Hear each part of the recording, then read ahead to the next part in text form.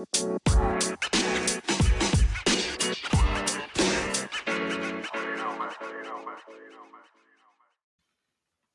everyone, it's My Nerdy Universe coming at you with a Spider-Verse episode because the movie was released a week ago from today. I have Peter on with me.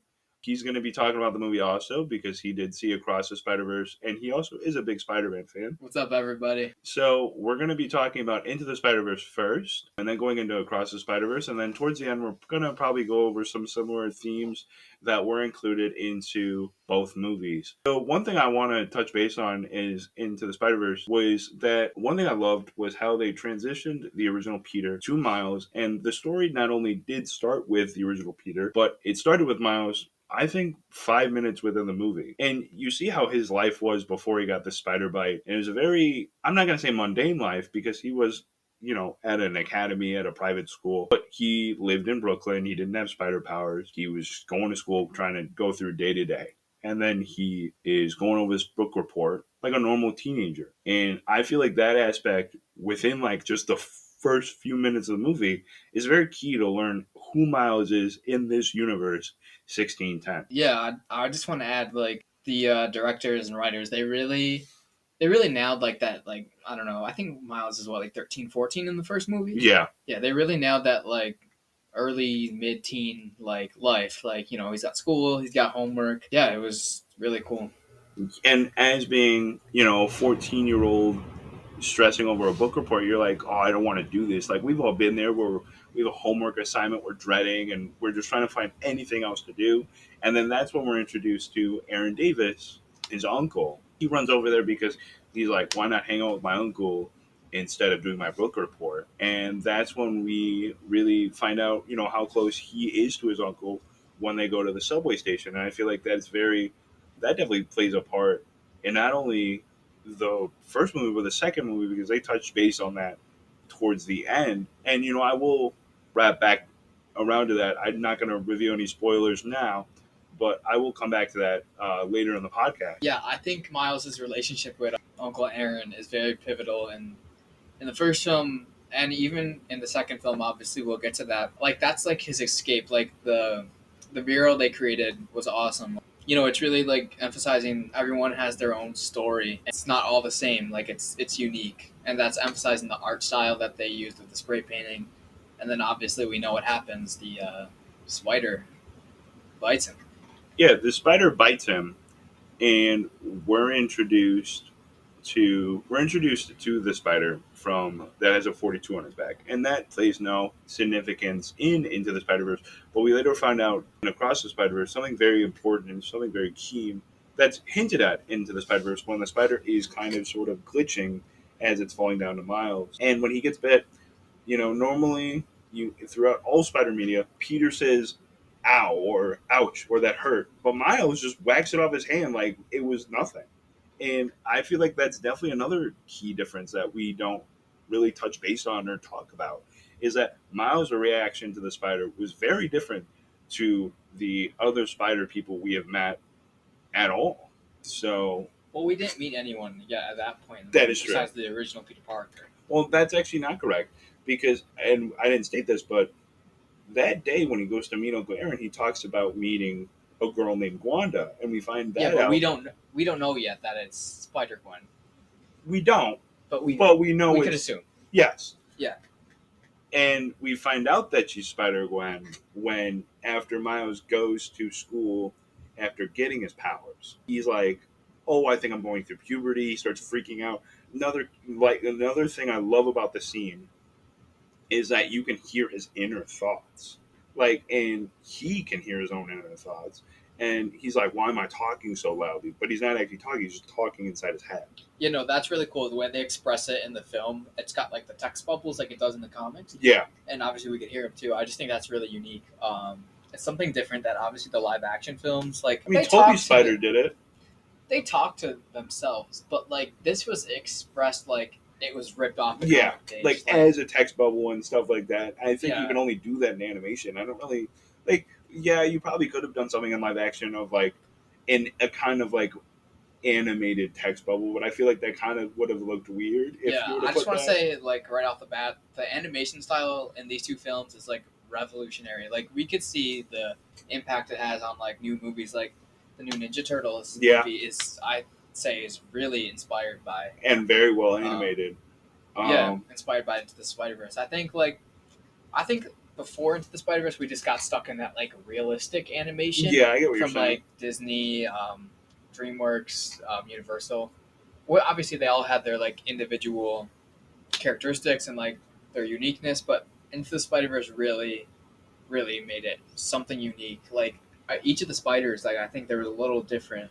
Yeah, and especially in the once we get to the second movie, Gwen's world. Oh my god, absolutely insane, breathtaking. I mean, oh my god, the way they did it. And one thing I love that they, and I don't really know if you would say this is a spoiler, but one thing I love is that when other spider people in the second movie go to Miguel's world, they don't assimilate their like animation style to that world. But in Into the Spider-Verse, like all their kind of animation styles are similar. They're not different, even though they're all in Miles' world. Like Penny's isn't they different have to, than fit in. Yeah, Penny's isn't different than Gwen's. Gwen's isn't different than Peter. Like, you know what I mean? Like, Penny's is more 2D, but yeah, she is kind of 3D. Yeah. I think it depends on the angle you look. I had seen like a TikTok or interview something. So when Peter B. Parker is training Miles, this is animated at a different frame rate than yeah, I saw that too, because like his development is not as much as Peter, and that just shows you that like they put so much time and really effort. Care. And people are talking about how they want the third movie, Beyond the Spider-Verse, to come out when it's supposed to, which is March 29th, 2024. I don't think they should do that. Well, I mean, okay. I think if they could make the release date with a extremely well done product, then by all means go release it. But I'd honestly rather wait for a better product. Obviously, the actors' busy schedules, we don't know like if they're going to be able to voice everything. You're not going to I think I saw an interview with Haley Steinfeld. She voiced all her lines 4 years ago for the Across the Spider-Verse. But she hasn't done any of her voice lines for Beyond the Spider-Verse. Yeah, that's what I've heard. That's what I heard as well. And it's because they they're actors. They have different. It's not like I think people forget that just because you do successful for a movie, you're not obligated or Well, I think I'm not going to say I'm not. Yeah, they're not. She definitely signed on for a multi-picture contract. Oh, 100%. But they're not chained to just doing that movie. They can do other movies. Yeah, that's why I'm saying it's schedule. Oh, yeah, exactly. I mean, people have to see these actors as real people, and then you have the writers' strike going on. But I think everything was done with that movie, all the writing. So I think they're just animating right now. I don't know. Okay, but I mean, yeah, the writer's strike is very unfortunate. Into the Spider-Verse, when it was announced 4 years before it was released, correct? Because I think they took the same amount of time. We knew there was another one coming, but I don't think we knew the title or anything about it until about 2 No, years I'm ago. saying the original movie, Into the Spider-Verse. Oh, I thought you said Across. Into the Spider-Verse. I think was announced 4 years before it released. Fun fact: I actually did not see that film in theaters. I saw it came onto Netflix. Really? I thought I'm not gonna go see this some animated. I thought it was for little kids. Yeah. But when you see it, I mean, upon my watch of it, my God, it's amazing. I like the second one better though. Yeah, I do agree. Much better. I think that's what a sequel's supposed to do. It just takes everything that you love about the first movie and just elevates it. Yeah, and takes it to the extreme in a good way. You have to people are let's take the Spider-Man 2 argument. Not to get off topic here, but you have the argument where people are it says $70 DLC. But I feel a sequel should improve on, if not do better than original. Because if you don't, then you essentially are feeding into that argument where it is a $70 DLC. If you're playing Spider-Man 2 and you're oh my god, this is the exact same game I just played. Why did I buy this? Then they didn't complete their mission. It's the same thing if you were to watch this movie and be okay, this is a continuation of Into the Spider-Verse, but I see no changes. Yeah, they don't really retread on ideas from the first movie. They don't build off them, elevate it, and just make it a masterpiece. Yeah, and one thing I want to state is that I think since Across the Spider-Verse happened a year after Into the Spider-Verse, there's a lot of kind of what happened in this year, but you see that a lot had happened. You know what I mean? And they don't really have to go into that. They don't dive into it. They don't give you a rehash. We know what we need to know. Exactly. they don't waste time with like rehashing a year's worth like of it's hinted stuff. at. Like there's obviously they have to reference it because you're always gonna have a new audience for every well, not necessarily a new audience, but you're opening up to a new audience. Of course. Yeah, I think that's a very good thing. But one thing I do want to hit on for the first movie, the soundtrack, and the, Oh my god. like soundtrack and film score, like the soundtrack. What I mean by the songs by Post Malone, like Sunflower, great. They really did great. Like Danger. What's your favorite? Oh, actually, I've been listening to the Across the Spider-Verse soundtrack. I was listening to it today at work. For the first movie, I mean, Sunflower's good. Danger, I think that's what it's called. Yeah. Or no, I think it's Danger or it's What's Up Danger. Yeah, What's Up Danger. That's I always just call it Danger. Really, really, really good. And then obviously the film score, like with the actual like orchestral score for the film. Oh my god, the themes, like whenever they're introduced. Oh my god, amazing. Spider-Man. Okay, I think they have like a general Spider-Man theme, but it's just used for everyone. Yeah. Well, I think except Gwen, like Spider. I think they add guitar to Gwen's. Yeah, but in the second film, she gets a new theme. Yeah, she gets a whole new theme, it's like which more is like amazing, centered towards her, and I think that's amazing. And I think the reason they did that was because I'm going to track back to the first movie, but I mean, you find out he meets all the spiders, and then you find out when he meets Peter B. Parker and Gwen, they're like, all right, let's go to AMAs. You find out 3 spiders have already thought about it. It's off with he was taught. We were left off with Aaron. The spider. And he was getting bit by the spider. Yeah. So then he comes home, and then no, he goes to the Collider because remember that's after. So that's after he gets bit. He meets Gwen at the school. Then the next day, he does like the shoulder touch. The sewers to try to figure out everything. He tried finding the spider, I remember, but then it led him to the Collider.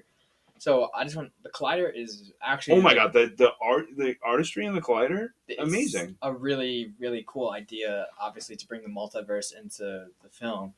I think the Collider might have been a better way to introduce multiverse than in No Way Home with just a spell. Yeah, I feel like it's more scientific and more grounded. Definitely something. I know both of them were supposed to be accidental, but it doesn't matter. But I think the Collider was really cool. Kingpin was absolute badass. Oh my god! And I love just the menacing shot in the film is just a black screen, which is him, and then his little square fat face. I love how they really sized him up because he is a big person, and I feel like a lot of people because take the Daredevil show. When you look at that Kingpin, he looks like a normal person. Well, but then you compare, he is person. A beefy guy. But then compare that Kingpin to Into the Spider-Verse, he's abnormally large. But that's part of his character. I mean, that's just part of the style that the animated shows. I mean, it really worked. When Miles as Peter meets Miles, it's really really unique because you get the spider tingle. But if you notice real quick that the coloration behind them, Miles is orange and green. Yeah. And Peter's is red and it's purple and green. Yeah. And Peter's is red and blue.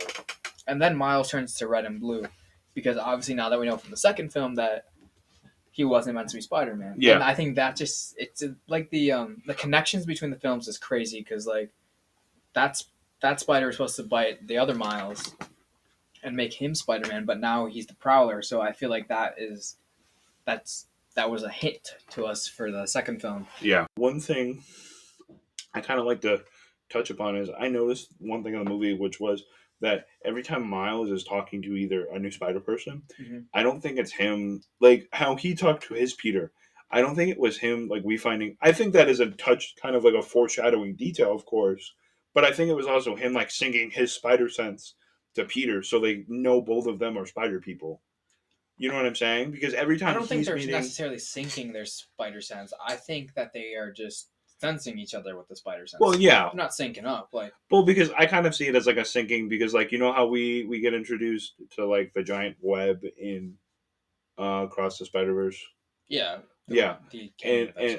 Which I loved in Across the Spider-Verse, but we'll talk about that later. But, yeah, I was saying that I think the interaction between Peter and Miles was just really amazing. I just, when he looks at him, he's just, obviously in these universes, they're the only superhero. Yeah, of course. They don't know about the other Spider people at this point. To understand that there's someone else like them, it's just, I feel like it's crazy. It's a great, and I think that's what makes Peter's death so, impactful at that Miles time, of course. The only hope left to save. Of course, and he's not thinking to himself, oh yeah, spider people popped out of that Collider. He is Well, thinking he doesn't know yet. exactly. Yeah. He's thinking to himself, it's up to me. Mm-hmm. And I have no one now to teach me. I had someone for me, and now I'm alone again. Yeah. And it's like, and I feel like a lot of people like think over that message, but he went from having someone and to not having someone in like a matter of minutes. Well, having someone he didn't know he had. Yeah, someone to really like share his gift with. Yeah, but when he dies, it's it's pretty sad. First off, Green Goblin, badass design. Oh my giant god, goblin. I love that they took inspiration from the Ultimate Comics. It reminds me of Ultimate Spider-Man from Disney XD. Well, yeah, they took their but design. Like just on steroids. Have you seen the? I don't know if you read comics, but I've read some of the Ultimate Comics. Green Goblin in the Ultimate Comics does look like that. Yeah, I'm not a big comics reader. No, I'm more of a movie and TV show guy. I get that. You know, and you know that's the whole point of this podcast: movies, TVs, comics, stuff like that. But you know, they really touch upon. You know, I love how the designs are: Kingpins, Goblins, Prowler. Oh my god! Prowler is. I wouldn't say he's relatively unique. It's just. I feel like that's like your typical run of the mill like really villain. Yeah, I don't. You didn't think like his design? No, I liked his design. I don't think it's as good as like the other designs in Fair like the uniqueness type of way. Scorpion is very different. Yeah. Like. I've seen pictures from the comics. And that is not. How many legs does that guy have? Like, I think it was 4, and they're mechanical, right? Yeah. I thought it was unique for sure, and then we find out that his universe has a Doc Ock, female Doc Ock. Yeah. What did you think about that? No, I was fine with it. Like it's the multiverse. Anything is really possible within this vast Spider-Verse also. Did you like her character? She served her purpose. I mean, like, obviously, Alfred Molina's Doc Ock is probably like... Oh my god. We'll go down in history. The gold standard. Yeah. I mean, that's why we saw him in No Way Home, you know? Yeah, but no, whoever voiced her really did a great job with... they did great. Actually, I think the voice actress is the actress who is Agatha. Oh, I think you're right. Yeah. I can't think of the name at the time. I can't think of her name. But I know who you mean. Yeah. I think you are correct.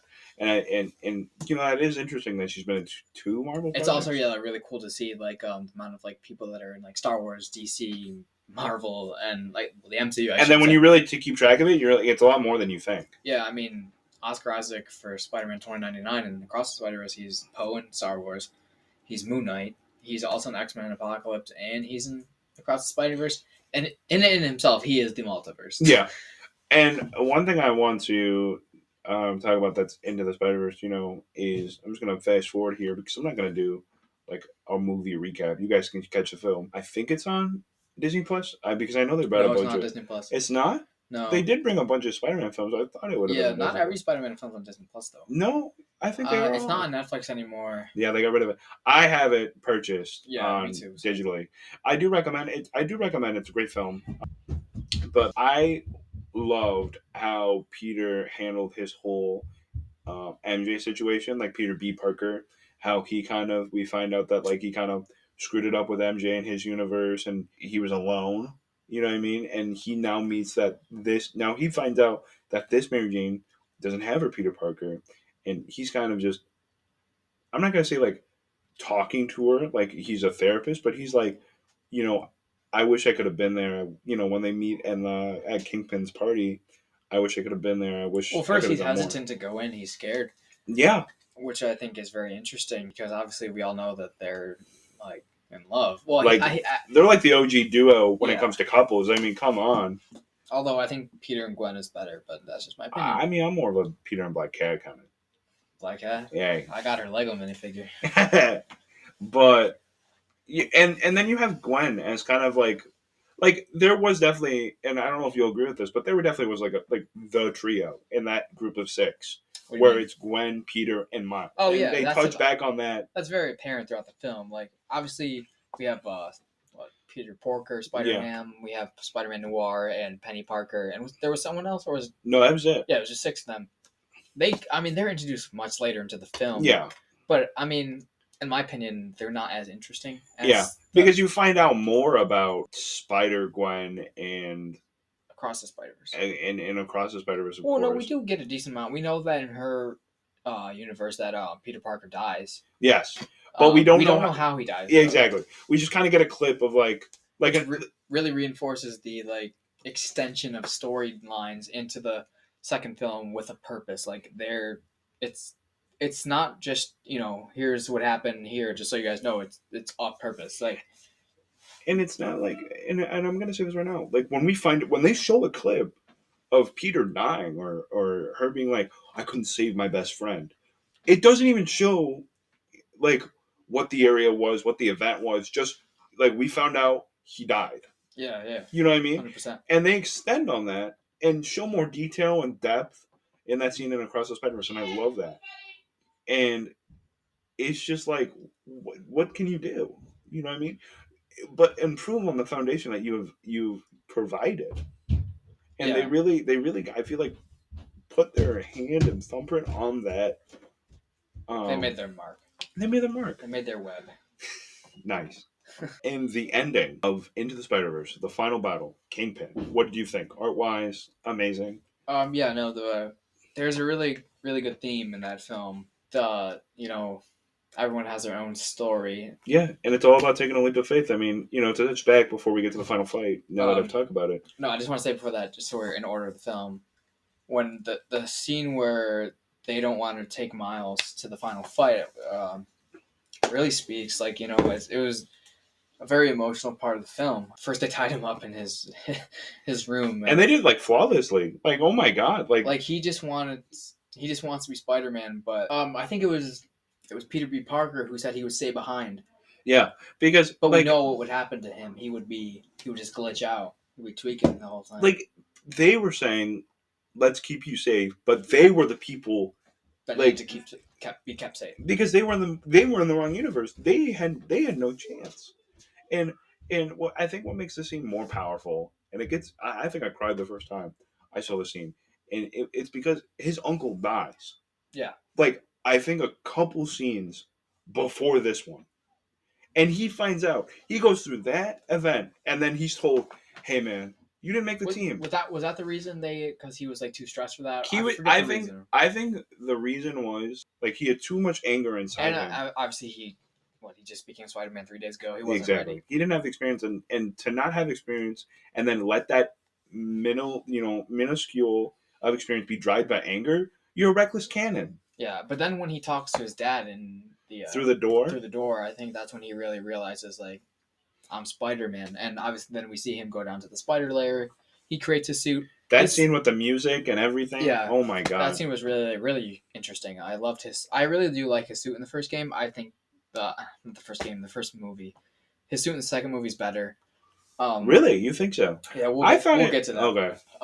But yeah, then he has his swinging montage to the banquet collider. You know. Yeah. Everyone has their collider in their basement. Except for me. We don't know. But yeah, that was really, really cool. That is Spider-Man. Yeah. Like, defying the odds, you know, like, despite everything pushing through. Exactly. And that's why, personally for me, like, that's why he's my favorite superhero, because Miles or Spider-Man? Spider-Man as a whole. Like, who's your favorite Spider-Man? Miles. I mean, you know, I'm Puerto Rican. He's Puerto Rican. I've read a lot of his comics. I really connect with the character. Yeah. All right. Well, now to the final fight. So the final fight. They're getting their asses kicked a little bit. They're getting their ass handed to them. Yeah. Man. Miles shows up, and Does he have the goober, or did they already have it? Okay, they had it. Peter had it, and then they get in the final fight with Doc Ock, and like their. I'm not going to even say their version of this. Well, it wasn't. No, it wasn't. Well, no, because at that time, thinking back on it, hold on, they had Tombstone, but Scorpion. They weren't all together. No, well, they kind of were. Think about it, right? It was the 6 of them versus the 6. The only time they were really together was at Ant-Man's house when the Prowler died. This is making... No, because they were at the Collider. They were all together at the Collider. You have Scorpion, they're going against... but they weren't all fighting. Yes, they were. All right, anyways. So they're getting their butts handed to them. Mm-hmm. Miles shows up invisible, which I think is great, because it really shows... It shows off not to the also villains. The animation of when he comes up, like, you see that pop. You see that, like, hexagon pattern, like, just... reveal himself. Not Yeah. they fix the collider, and he's like, all right, it's time for all you guys to go home. But Peter B. Parker, he doesn't want to go home because we find out that the Kingpin is now trying to pick a fight with Miles. Yeah. And he's like, I can't let Spider-Man die. And then this is where I think we get the best line in the movie. But I think Miles is Peter's second chance, like proving that he can't have a second chance with MJ. Yeah, I think their connection in the film is, oh my god, is very, very, the bond between them is amazing. It is really and great. then for that to stick with Peter enough, and then I think that's when we get like the greatest line in the movie where I'd say greatest interaction, not okay line. Fair enough. Greatest interaction between Peter B. Parker and Miles Morales, and that's when he kicks out his feet, he drops kicks him essentially, and is holding Peter B. Parker above the portal, and is like, how do I know I'm not going to mess it up again? And then Miles goes, you won't. And then he goes, you're right, it's a leap of faith. Tying back to Miles' literal leap of faith and the whole message within the movie, because you find out that, Miles, when he first gets his powers, doesn't want to do what Peter originally did in the comics. Like, we find out, which was like jump off a building to test his test his spider abilities. Think that, and then he does it. Being Spider-Man is a leap of faith. I think that's where it derives from. Spider-Man is being a leap of faith. I mean, like, Spider-Man is not like your typical superhero. No, of course not. But yeah, it's that interaction was very powerful. And so then the collider, he drops him back in. Then he has his fight with Kingpin, which is amazing. I mean, the art style is great. The whole battle, stuff flying all over the place. With it gets darker, which I love. The whole scene itself is just amazing.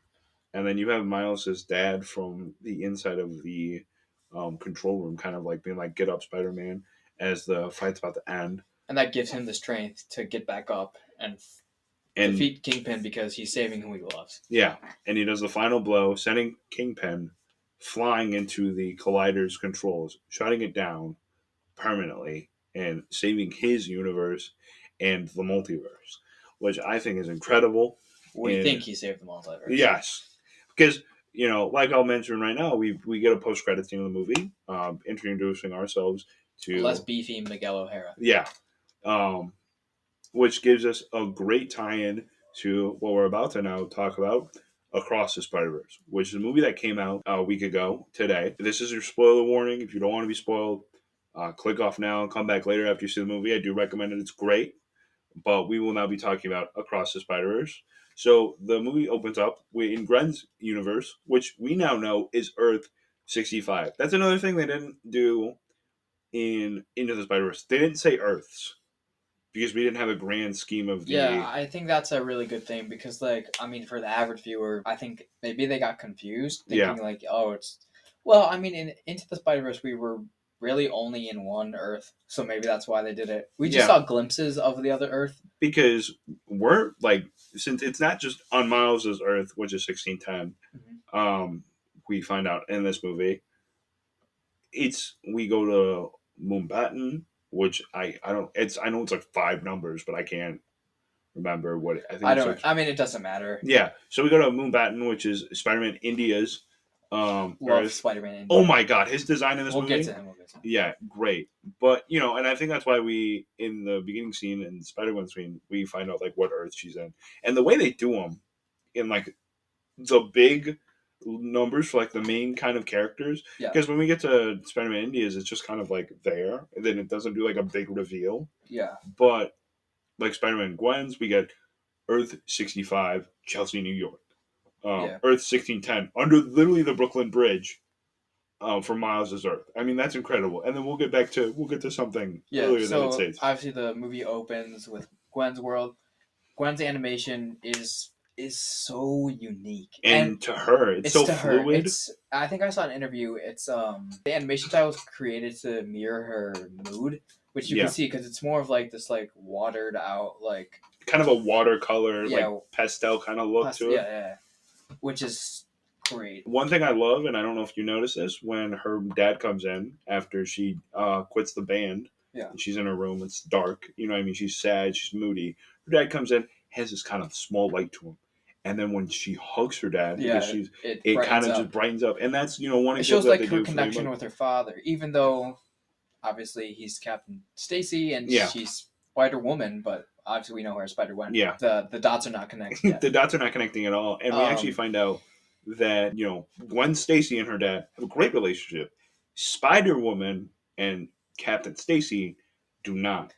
Do we know what happened with her mom? No, I don't think that's shown in the movie. Right. Is he just a single dad? Or yeah, I think so. The dad, the mom might have moved on. From like the Amazing Spider-Man movies, like it's different. But yeah, it doesn't matter. Because in the Amazing Spider-Man movies, her mom's there. Yeah, you know what I mean? Her father dies. Yeah. So I don't really... Her mom's never mentioned. Yeah. So... Anyways. So yeah, we get her in the band, and then we get where George Stacy is like, "Oh, I gotta go. I'll see you. I'll catch you tonight." And then she suits up. She swings to the art museum. And when she opens her drum set, oh yeah, you see that's a really cool place to keep their spider suit. Which I think is so unique. You know what I mean? Yeah. But you also see that she kept that picture. That that picture was originally on her phone, so that means she went through the effort to get the phone picture on like an actual photo, which is it shows you how much she cares about him. One thing I didn't know if you noticed this, but George Stacy has a Visions Academy gymnastics shirt on when he meets Gwen.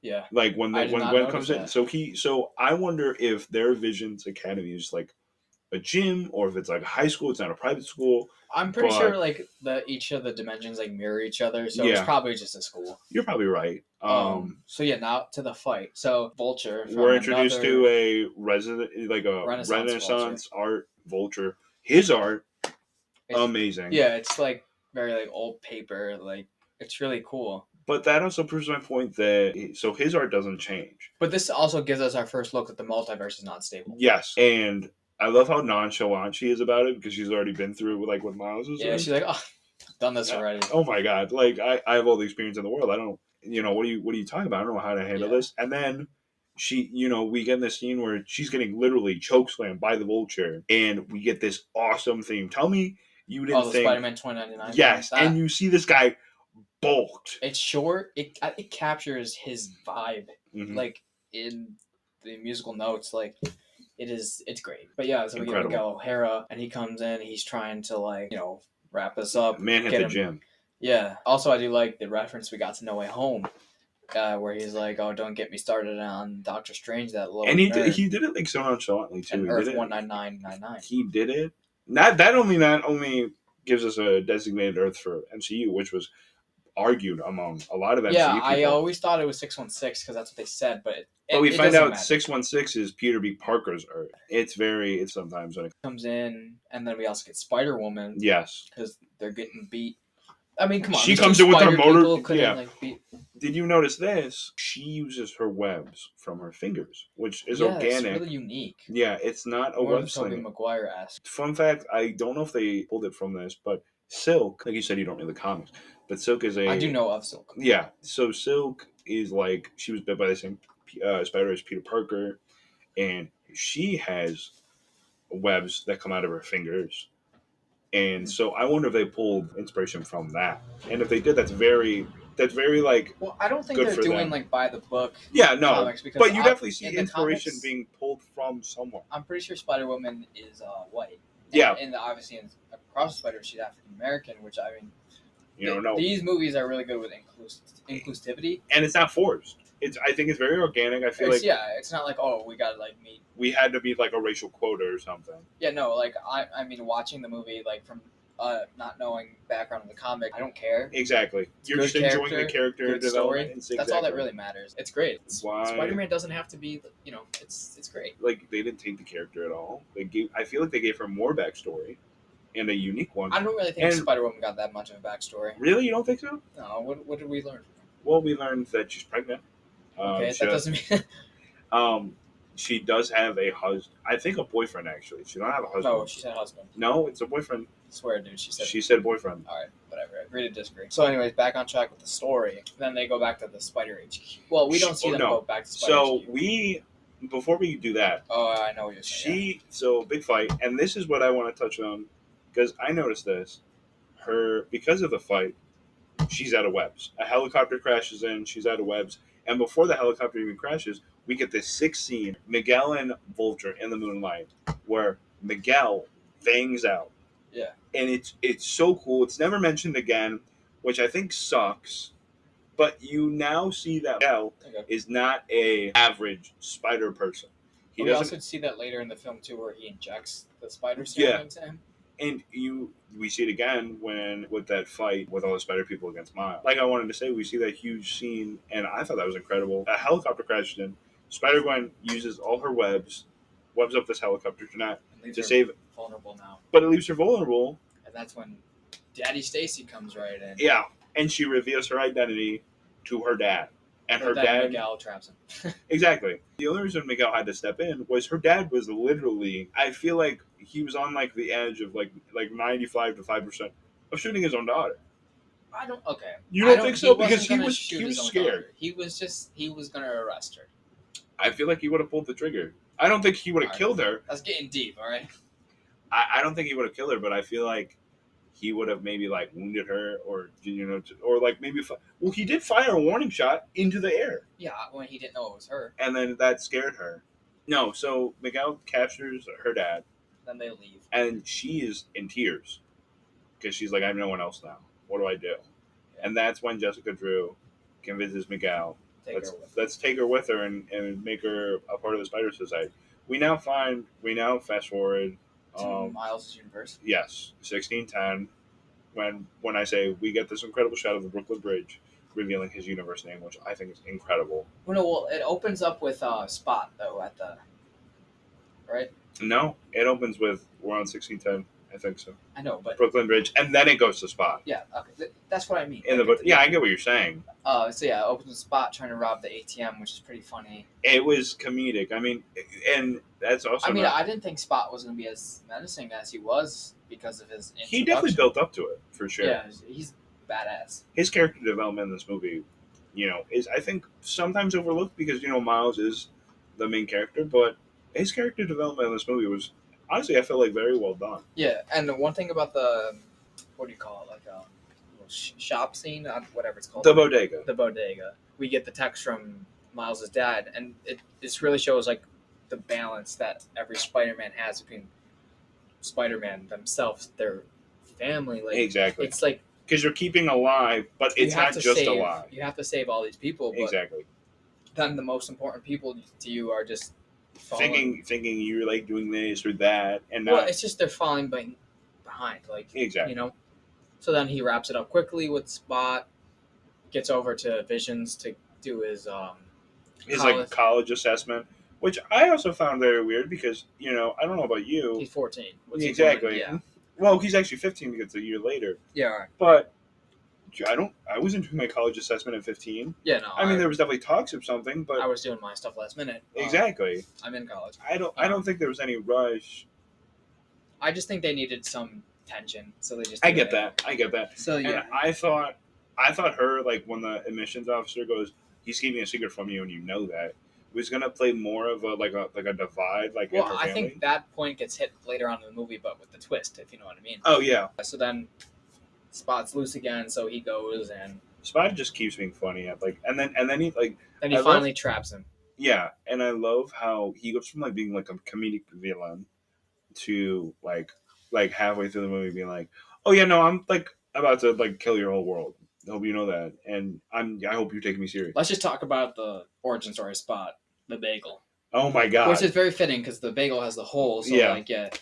Which I love that. I don't know if you saw this movie, but Everywhere, Everything, All at Once. No, I did not see that. That had the bagel as a multiversal theme kind of thing. A lot of things lately are having multiverse themes, not around a bagel. No, not everybody's That's two doing. For two, not everyone's doing the multiverse right. I think there's a lot of I love how they got it right in 2018 before, multiversal things were like a big deal. Yeah, I mean, I guess, yeah, you're right. You got a point. Get back on track with the film. So, yeah, he beats Spot again, and then Spot gets trapped in himself. And then we see him break into the Lego universe. Which is so my God. So that was done by a 14-year-old. Yeah. We find out, I found out through a tweet, but that was done by a 14-year-old.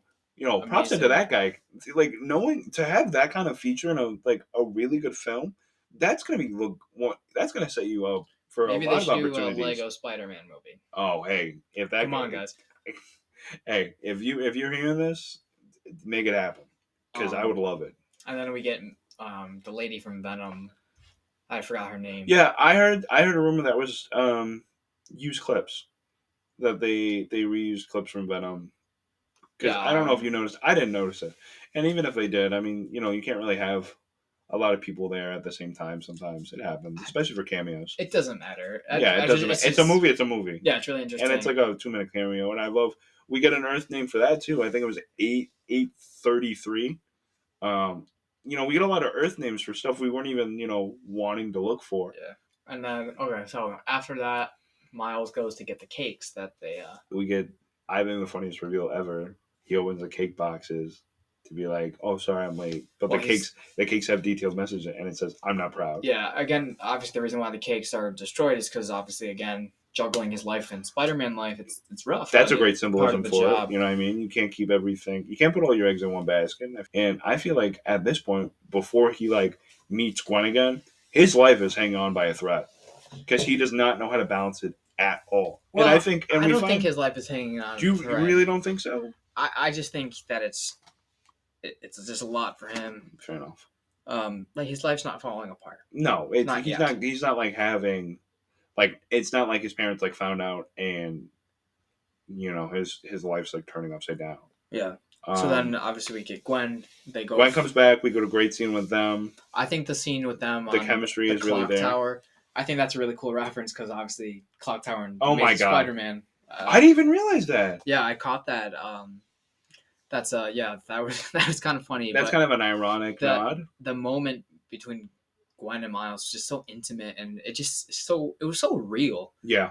Their relationship is really special, but obviously we get the same trope, in every other universe, Gwen Stacy falls for Spider-Man and something goes wrong. But the thing is, in this universe, Gwen Stacy is a spider. Yeah, person, so and I feel Miles is a spider person. It's different. It's definitely different because they both know the risk. It's not like Gwen. You could say Gwen knew the risk when she was dating Spider-Man in Amazing Spider-Man, but she wasn't risking her life. Yeah, it's the same thing with MJ. MJ in Tobey's movies knew the risk, in Spider-Man. Yeah, but MJ wasn't gonna die. Obviously, we had the moments where she might die. Gwen Stacy's known for dying if she gets with Spider-Man. Yeah, that's just that is literally her character, and it's very sad. So Gwen meets Miles' parents at the party, which I find hilarious because she calls them by her first name. And they would just complain about Genki before by doing that. I mean, the nods, the I wouldn't do that if I was dating a girl. Yeah, I wouldn't be like, "Hey, what's up, Joe?" or "What's up, Maria?" or something like that. You know what I mean? Rio. Exactly. By the way, Miles' mom. Oh my God! Jesus. The animation for Miles' mom this time. I think I could just watch a 2-hour movie about Miles' mom.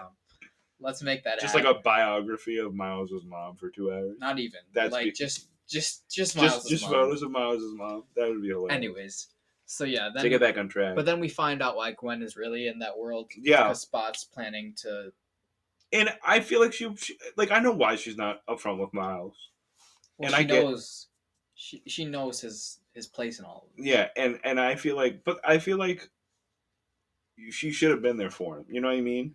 No, and I see. You don't think she should have told him? Well, we'll get to that later. Fair enough. So we find out why Gwen's there, and Gwen's there because she's trying to keep tabs on Spot, but she gets distracted by Miles. So now he's gone.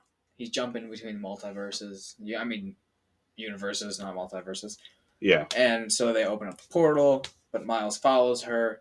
Yeah, now they end up at Spider-Man India. What was it called again? Moonbatten. Which is incredible. Moonbatten. All right, that whole scene was so cool.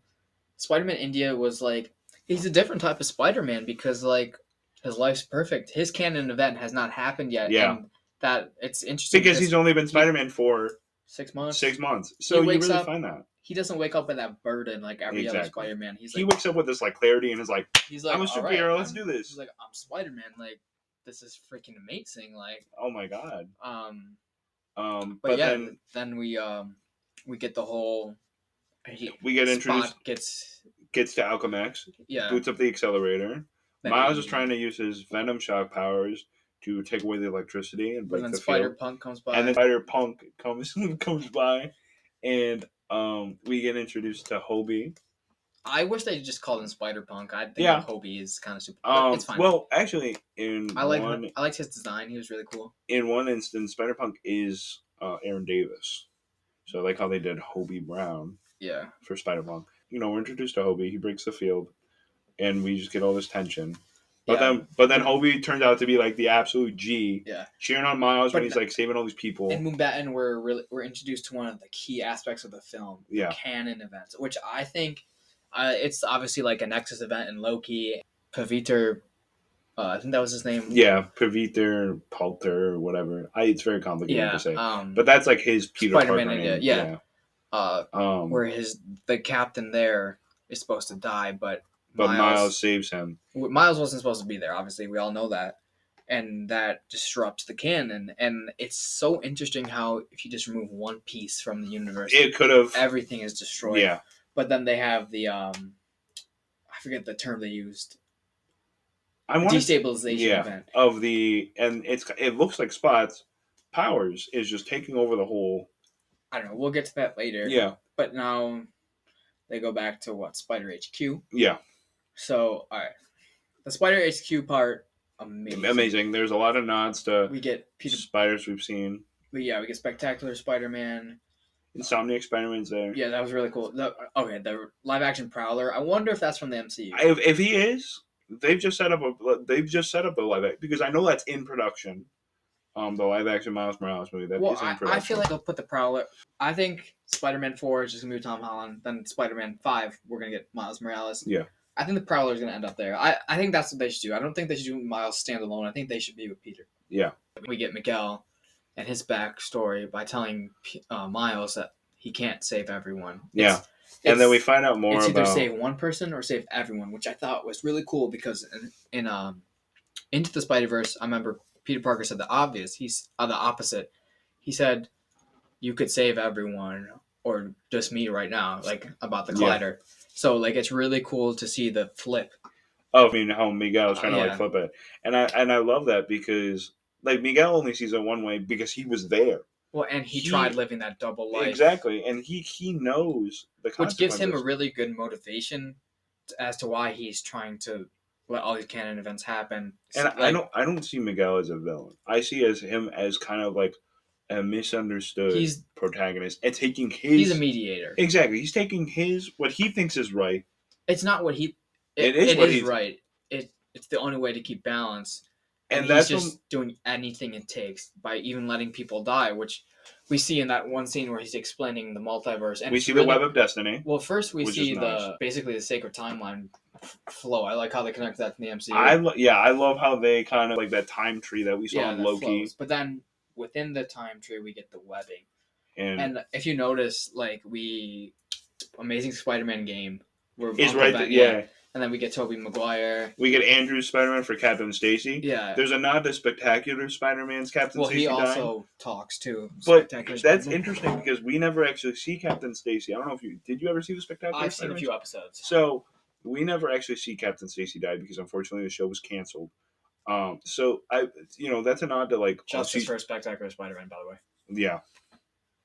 Spectacular Spider-Man should have continued. I don't think it should have been canceled. Yeah, that whole sequence was amazing. Just by seeing like they all have these common threads in their lives that connect them, just being Spider-Man, being a Spider-Man or a Spider-Person. And to see Miles see all that, and then being like, "Wait, that's a canon event timeline of captains dying." And then he realizes my dad's going to be a captain in 2 weeks.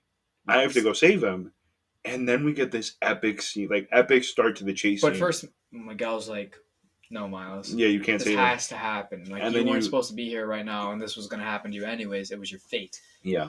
I think fate is like a really common thing in these multiversal stories, which is crazy. It's interesting. He traps him, but then Hobie's like, "Use your palms" from earlier in the film. Another callback. And part of me feels like Hobie has electric powers. And I think that's how he broke through. Because how would he know so much about... Like, that's what I'm saying. I think he was just messing with him at first. Really? You think so? Yeah. I mean... So, yeah, then they have that amazing sequence with all of the spider people just chasing after him. And at first, we didn't know that Miles had a plan, but obviously he did have the plan Yeah. to lure them away from the Spider HQ for the go home device. But the whole chase sequence, the score amazing. was great. How Miles, the line that Miles says to Miguel, because it was amazing. Nobody's telling me how my story is supposed to go. Yeah, I'm that gonna was do my own that thing, really and then spoke. literally blast because Miguel's suit, since he's not a real I'm not gonna say he's not a real Spider So person, he's but just Spider-Man. he What are you is talking about? Spider-Man. But his powers aren't the same as Peter Parker or Miles Morales. No. He doesn't have like the traditional powers, and so when his suit is electrified and blast away, he's like struggling how to like get back up to him. And then Miles looks at Gwen with like this like disdained look and is like, "Bye, Gwen," and dives through, turns invisible on command, And dives. and dives through to the station. I just want to trace back a little bit. I think the Yeah. interaction that Peter B. Parker had with Miles, like in the pipes, where he's like, "Mayday, my daughter. I was not supposed to have her because I have her now because of you." Because Yeah, I think Peter coming back, getting back with MJ was not canon event. and wasn't supposed to happen. Yeah, I'm pretty sure they went through a destabilization. But yeah, then now we get Miles going to the go home machine.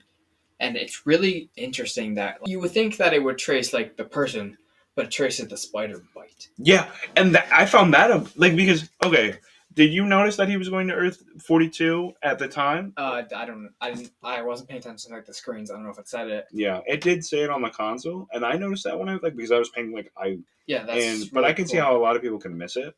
But I found that interesting too, and I know why they do it, and it's because say someone to alter their DNA, they could go to another universe, but they go by the source DNA, so they don't. So they go back to the right spider one. DNA. Yeah, exactly.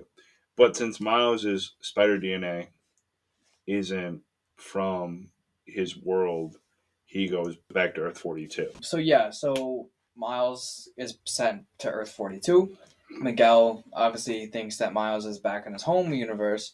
So the parallels between them chasing to get to the house is just really cool. And Gwen also gets sent back home, but then Hobie, whatever his name is, gives her the Goober device, which I think are really cool, those watches. I love how his is unique. Too, yeah, his is very unique. And then so she jumps to Miles' actual universe. Yeah. So then we get that scene where Miles just tells his mom, I beat them all, like you said earlier, and I'm like, I'm Spider-Man. But then we get that twist that oh my god, that twist. Who's Spider-Man? So then what happens? They walk through the door, and then Uncle Aaron comes in. And he's like, you can see he kind of has that Nick Fury scarring. Like, you know how Nick Fury with that, you can tell he's different. Oh, for sure. He's been through it. At first, they're like, yo, you took your dreads out. He knows that Miles is. Do you really think so? You think that he knew he immediately? Definitely knows. He definitely knows. I feel like he suspected, but I don't think he knew until they got to the roof. Because you can see there was white glare on Aaron's face, and I think he was texting his Miles. Yeah. And when he didn't react, like, to the text, Aaron was probably like, yo, come over here. Come get this imposter. No, I don't think it was that. Well, it might have not been as cut and dry, but I definitely feel like, he sent a text. Miles didn't see it. And he was like, oh, this isn't my Miles. No, I think he knew. They bring him back to the apartment, and they really took that original apartment scene from the first movie, and he dropped the beat on the stereo. Same thing, they spinning the thing, but obviously Miles is tied up. And he punched that thing, and I thought Miles' head would explode. Same, because you see this kind of like paint splatter. Yeah. When he hits the bag, and I was on the edge of I literally leaned forward in my theater seat. I was like, "Yo, did they just come Miles like that?" Yeah, and then we get the Prowler. That's not Uncle Aaron. No. We get that giant reveal. And the theme for that reveal it's a mix of the Prowler theme and Miles' theme. Yeah, and it's so devious. Did you notice that he was more like Spanish speaking? Yeah, he had more of an accent because his dad's dead. We don't know when his dad died. No. So he spent more time with his mom, and obviously she speaks Spanish. She's Puerto Rican, so he definitely picked that up. He picked up on that. So yeah, we get the reveal that Miles. The spider that bit Miles Morales, Spider-Man. Our Miles Morales from 1610 was supposed to buy Earth 42 Spider-Man, and since he didn't, obviously we could see when they were on the rooftop that New York City is obviously destroyed because there's no Spider-Man there to protect him. It's literally an ash. Yeah. And so Miles is the Prowler, and we get left on that cliffhanger. And we get the whole to be continued. Yeah. And I don't know about you, but I was kind of mad. I was like, No, well, we also, well, actually, before we get that to be continued, we see assembling the team. assembling teams of new and old Spider people from the Into the Spider-Verse and Across the Spider-Verse. Yeah. And I love that Hobie's there, and that looked, great. Yeah. So yeah, my final thoughts on this film, 10 out of 10. It is in my top 3 Spider-Man films. Yeah, what's your top 3? My top 3: number 1, No Way Home. Okay. Number 2, Across the Spider-Verse, and number 3. Is it Into the Spider-Verse or no? It's either Spider-Man 2 or Into the Spider-Verse. Okay, that's fair. My number 3 is Across the Spider-Verse, No Way Home, and I know this is gonna be. I love the original Spider-Man, not Spider-Man 2, but Spider-Man just because of William Dafoe and his Goblin. Yeah. It was incredible. I don't get me wrong. I love Alfred Molina as Doc Ock. Yeah, no, I get that. But yeah, my final thoughts on this film was it's amazing. It breathtaking. Took everything to the next level. Obviously, it made me feel a type of way in the theater that I haven't felt in a long, long time. Yeah. It's probably since No Way Home. Honestly, some of these superhero films lately have just been very lackluster and honestly rushed out CGI messes. But this was different. This was thought through. Yeah, they put so much care, love, and effort into this film, and as a fan and the viewer, you have to love that passion. You feel that exactly. Yeah, just it it made me feel like a kid again that wanted to go home. Throw my Spider-Man mask on, and just web around my house. But and the soundtrack.